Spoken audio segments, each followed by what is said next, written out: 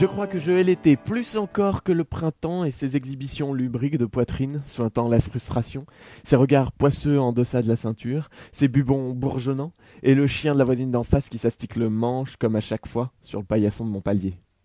La grand-messe initiée par Jacques Lang lance les hostilités, invitant crétins de tous bords à hurler en chœur leur vin à la lune, dans une communion pathétique sur les accords dissonants de musiciens à herbe qui, le temps d'un soir, ont l'autorisation de polluer les rues et d'exposer à l'ouïe de tous les quelques reprises qui les font se prendre à l'année dans leur cave et avec leurs cheveux gras et longs pour des cœurs en devenir.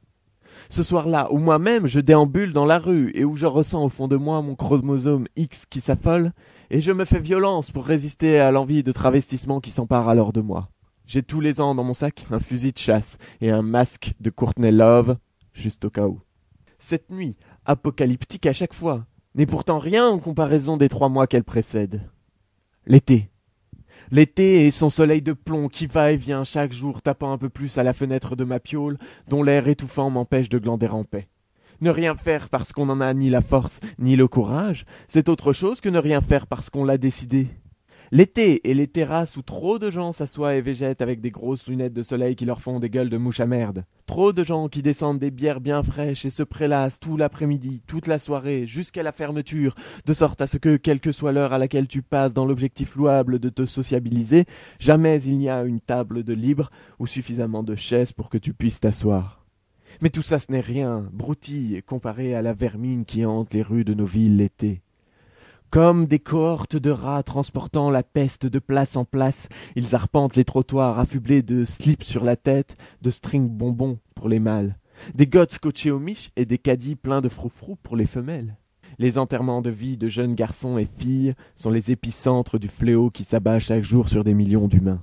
L'épidémie dont personne ne parle et qui pourtant chaque jour touche un peu plus de jeunes et moins jeunes gens. La famine? Les grippes aviaires ou mexicaines? Non. Non, bien pire. Encore que les dindes et porcs sus-présentés pourraient effectivement se charger de transmettre ces 2 dernières. Le mariage? Vous ne voyez donc pas que le mariage est l'affection la pire qui puisse toucher un homme? Un gamin de 6 ans qui crève la dalle, il en a pour combien de temps au maximum? Quelques jours, quelques semaines, ou quelques mois si vraiment il n'a pas de chance. Les grippes, quand elles doivent nous tuer, pareil, ce n'est que l'histoire de quelque temps. Le mariage, en considérant qu'il s'attrape entre 20 et 30 ans, le ou la mariée, car c'est ainsi qu'on appelle ceux qui contractent la maladie, en prennent facilement pour 30, pour 40, peut-être 50 ans, voire plus si l'on considère l'espérance de vie grandissante qu'on leur promet s'ils ne se font pas sauter le caisson de désespoir avant. Le mariage, une maladie dont personne ne parle, alors que sa contagiosité est extrêmement élevée. Le mariage est aux hétéros ce que le sida est aux gays, l'une des MST les plus virulentes. D'ailleurs, il est urgent de constater que dans les 2 cas, l'épidémie croît au point de se répandre, que les hétéros sont quasiment devenus aussi vulnérables au VIH que les homos au mariage. La nature ne connaît aucune limite quand il s'agit de nous détruire. Mais ce n'est pas la seule voie de contagion.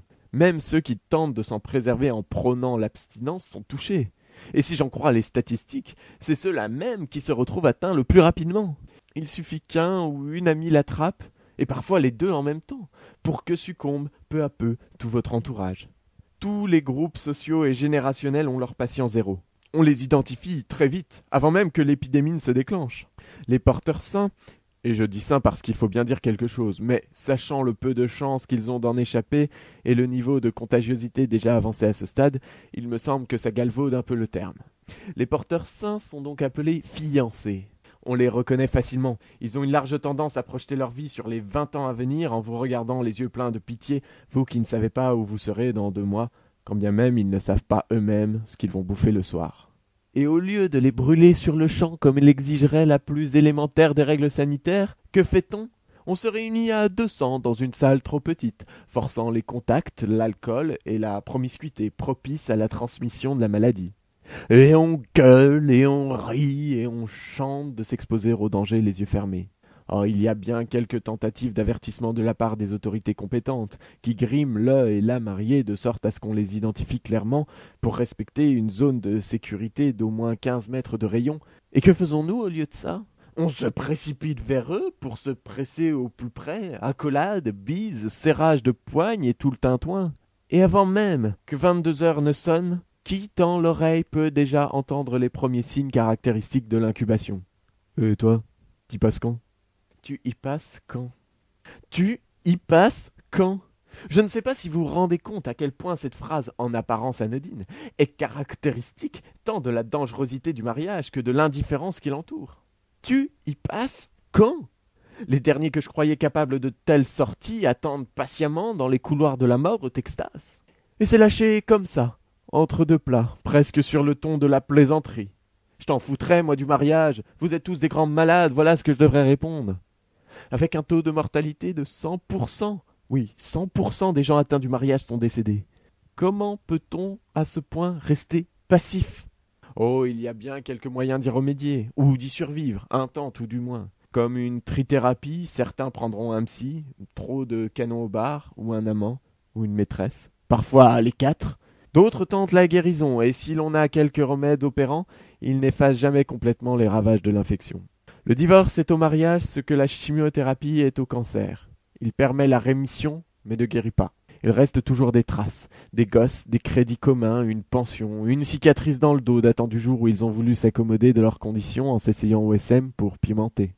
Et surtout, cette menace omniprésente, l'idée que s'ils ont dit oui un jour, ils pourront le dire un autre, malgré tout ça.